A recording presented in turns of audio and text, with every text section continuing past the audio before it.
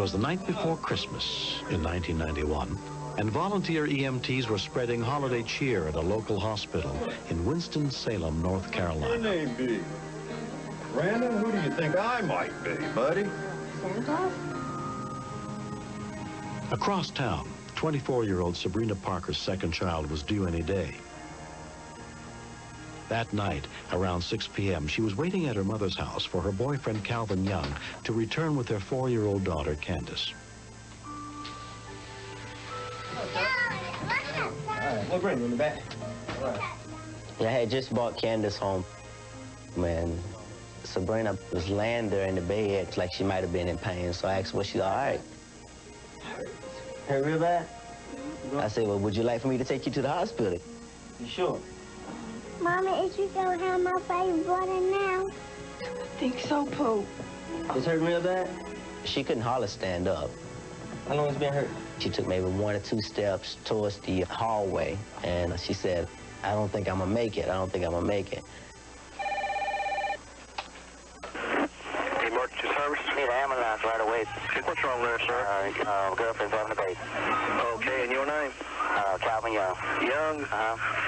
Okay, how far are planes apart? How far are the planes apart? Ain't no plane, don't feel like it's coming out, she said. They feel like it's coming out. Okay, we'll be on the way. Wait for that. Okay. We'll be on the way.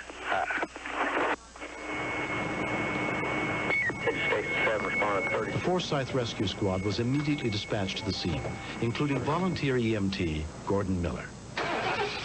My first thought was how ridiculous this is going to look when I run into this house and we find some woman ready to give birth. You know, what will she think when she sees Santa Claus come barging through her door? Are they on the way? Yeah, they should be on the way. Let me call them back again. Yeah, call them back. Once Sabrina laid down on the floor and said, Mama, I can't hold it anymore, I knew this was it. Let me see. So I took it upon myself to find out how much longer would these people be. Calvin's second 911 call came in to dispatcher Fran Ho. Yeah, the estimate on how much time it'll be for the ambulance to get it there. They're on the way. What's going on right now? She's in real bad pain, and she's in labor right now at this time. Okay. I was just trying to get an estimated time of arrival. Should be just What did that person just say? The baby's about to come out. Okay. You really have to be careful to interpret what they're saying about what's going on. Listen to what's going on in the background. You have to listen to the tone of their voice. I'm trying to decide if this baby really is about to be delivered right this minute, like they say. Sabrina's mother, Audrey, took over the call. And the sack ain't even broke yet, but she say it's going to come out. Okay, we're telling her not to do it now. Okay, you need them right away. Okay, they're on the way, but I want you to look and see if you see any of it coming out. See it? Okay. No. Okay, wait just a minute. We'll just hang on here until the rescue squad gets there, okay? When we continue. Dispatch called back to us and asked us what our estimated time of arrival was. Usually that means that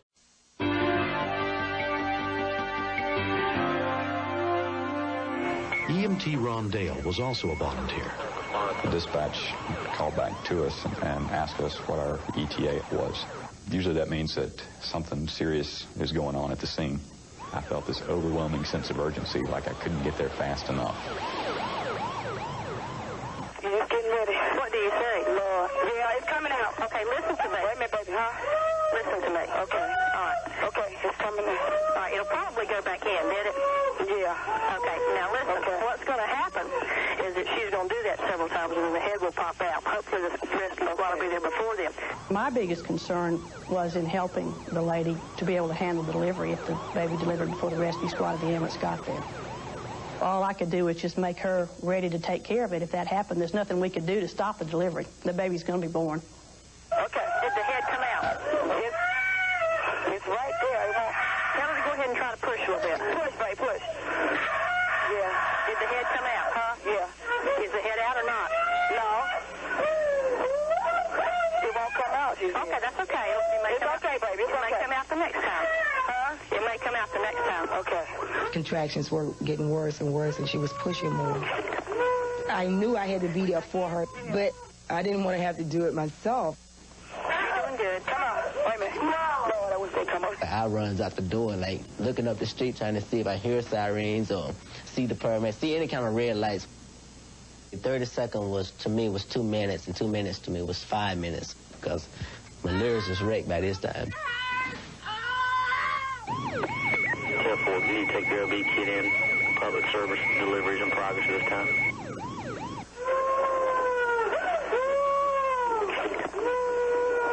Went back in? Yeah. It looks slick, though. The sack ain't broke. Okay, listen to me real careful. All right. Get the man that's with you to get a pair of scissors. Okay. Now. After another contraction, when she saw more of the baby, she said it looked slick and shiny. The sack's not broken. If that head comes out and the sack is still over the face, you're going to have to cut it. Not the baby, but the sack. Oh, Lord. Now, just make a little slit in it and tear it away from the baby's face. I understand what you're saying. Okay, you know what the sack looks like? Yeah. That's the point that terrified me, having to bust the sack myself. Don't cut the baby. It was terrifying, but I knew I would do it. There was a gentleman standing in the middle of the street, jumping up and down, waving his arms. So I motioned to Ron that there it was. Come in, please. Got the jump bag, Ron? I'm running back around the truck with the driver, and I noticed Santa Claus, and I look, and then I didn't pay no more attention. I'm thinking about Sabrina. I'm like, I asked about that lady, so. Okay, you okay? Let's get here now, baby. Okay, hang the phone up. It was so apparent that this child's time is now. Just ripped off the beard and glasses and wig. That's all we had time for. Okay. Let me know what you need. What's your name? Sabrina. Sabrina? I'd never been on an obstetrical call where the amniotic sac was keeping the baby from being delivered. I knew that the ambulance was very close behind us, and so I decided to let them get in and assess the situation, and for us to make kind of a group decision is what we were going to do.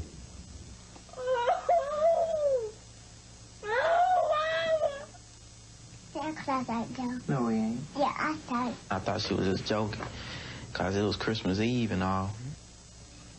I went to look, and there it was.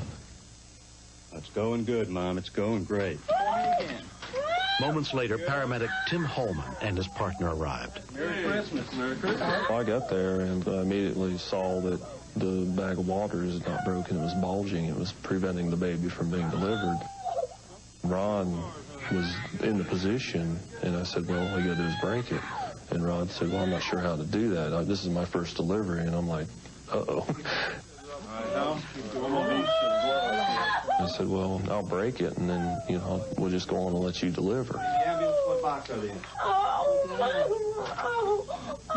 Every time I would go out the door, I would hear several voices. Santa Claus, what you doing? Santa Claus, come over here. And I felt a little bad that I couldn't stop, but of course, there were more important things going on at the time.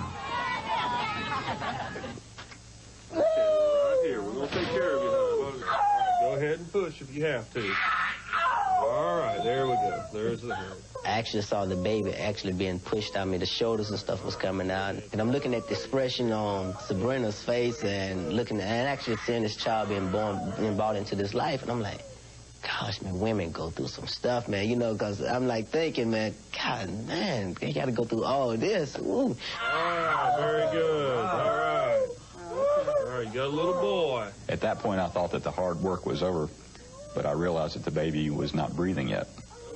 Attempt to suction the secretions out of the baby's nose and mouth. Come on, baby. And I slapped it on the rear end a few times, and that didn't work. I grabbed his foot and thumped him on the bottom of the foot several times, and that wasn't working either. I was concerned that what might have been a happy situation was going to turn tragic within just a few seconds. I kept on trying that much harder to get him to breathe. And I thumped him 3 or 4 more times maybe, and that's when he let out a small cry. All right, that's it, baby. Okay, you hear that? Okay. Keep moving now. Keep moving. You got 10 fingers and 10 toes. When the birth was complete and I was looking at the baby and looking at Ron and the obvious elation on his face, It reminded me of his comment, wouldn't it be nice if we had the opportunity to deliver a baby on Christmas Eve, and how appropriate this all was, that his wish had come true. Sabrina, you just made my Christmas. It was just an incredible experience. What a great feeling. I'll remember that the rest of my life. Hey guys, here's a blanket. Sure. Let's get Mom warm here. And they put me on the stretcher. And I looked up and I saw Santa Claus with his suit on and stuff. Is that comfortable there? And I was like, okay, Santa Claus. Yeah, that was a trip.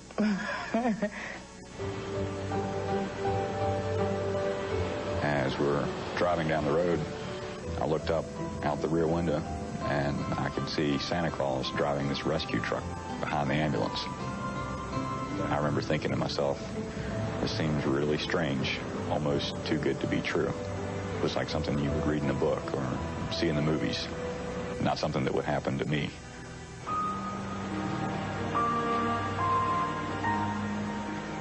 Christmas means different things to different people. For Sabrina and her family, it will forever be remembered as a time when baby Jeremy came into their world. I'm not going to plan on his future. I'm going to let him sort of figure that out for himself. I just want him to do the right things. Same thing go for Candy. You want a fish aquarium? I'm going to encourage them in whatever they want to do. He knows. Iguana. Try to help them as much as I can. There we go. Now we can see the beach stuff. Hi, Birdie. I think Candy's under the impression now that Santa Claus don't only bring toys every year now, he brings babies too, I had to explain to her, that Santa Claus not bringing you a brother next year, okay, As the years go by, EMT Ron Dale will always cherish the memories of one Christmas past. Got something for the little fella. He woke up for you. Sleep up with the night. He woke up for you. I looked at him and kept thinking, how about that? That's the kid that I delivered on Christmas Eve. First one, man. That's right. It's my first. When you have to bring a life, help it come into the world, it's a bonding, just like a parent having a kid. Isn't that pretty? Yeah. And I think Ron felt that too, Hey there.